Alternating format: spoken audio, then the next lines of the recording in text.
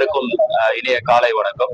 இன்று கன்னியாகுமரி மாவட்ட காவல்துறை சார்பாக காவல் ஏஐ எனப்படும் automatic traffic violation detection system என்ற ஏஐ கேமரா 10 இடங்களில் நிறுவப்பட்டுள்ளது.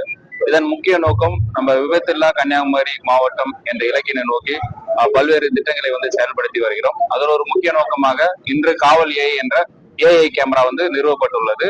இதன் மூலமாக பாத்தீங்கன்னா இந்த ஹெல்மெட் போடாதவங்க யாரெல்லாம் டிராபிக் வயலேஷன் பண்றாங்களோ அவங்கள எளிதா நம்ம அடையாளம் காணப்பட்டு அவங்க மேல இந்த வயலேஷன்ஸ் நம்ம ஃபைல் பண்ண முடியும்.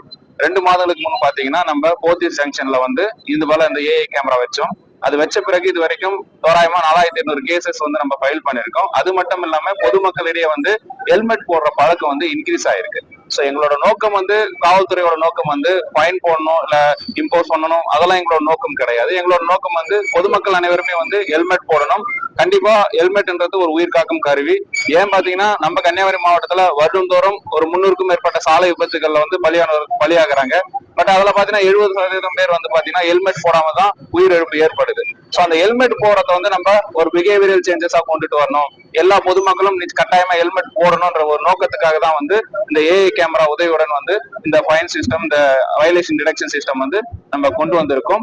சோ முக்கியமா 5 சப்டிவிஷன்லயும் முக்கியமான ஜங்ஷன்ல 10 கேமரா இப்ப நிறுவி இருக்கும். கூடுதலா கேமரா வைக்கிறது இது ஃபர்ஸ்ட் கட்டம் சொன்னது. 2வது கட்டம் 3வது கட்டத்துல அதுக்கு அடுத்து எந்தெந்த ஏரியாஸ்ல அதிகமா இது போல வயலேஷன்ஸ் இருக்கோ அது போல ஹாட்ஸ்பாட் ஏரியாஸ் ஐடென்டிஃபை பண்ணி அந்த இடத்துலயும் 2வது கட்டமா கண்டிப்பா நம்ம இந்த ஏஐ கேமராஸ் நிறுவப்படும். கனிம வளங்களை தமிழ்நாட்டுல இருந்து கேரளாவுக்கு கொண்டு போது அரசு தடை சட்டமே கன்னியாகுமரி மாவட்டத்துல இருந்து போகாத அளவுக்கு கட்டுப்பாடுகள் இருக்குது, பயங்கரமா இருக்குது. பட் இது மாதிரி அது மீறி கொண்டு போனா எந்த மாதிரிப்பட்ட நடவடிக்கை ஏற்படும்? இல்ல, கனிம வளத்தை பொறுத்தவரை காவல்துறை கடுமையான நடவடிக்கை எடுத்துட்டு வரும். நம்ம கன்னியாகுமரி மாவட்டத்தை பொறுத்த வரைக்கும் இதுபோல அந்த தடையை மீறி யாருன்னா கனிம வளம் கேரளா கடத்தினால் அவர்கள் மீது நிச்சயமாக குண்டர் தடுப்பு சட்டத்தின் கீழ் நடவடிக்கை எடுக்கப்படும். அது மட்டும் இல்லாம MMDR ஆக்ட்ல நம்ம கேஸ் ஃபைல் பண்ணி அந்த லாரி பறிமுதல் செய்து நிச்சயமா அரசுடைமையாக்கிறதுக்கு நடவடிக்கை எடுக்கப்படும். இல்ல, கனிமேலும் அந்த போராட்டம் சட்டத்தை அந்த அனுமதி இல்ல நேத்துல நம்ம லாரிஸ் பொதுவாகவே கடந்த 4 மாதமா கேரளாக்கு இந்த லாரிஸ் போறது கிடையாது.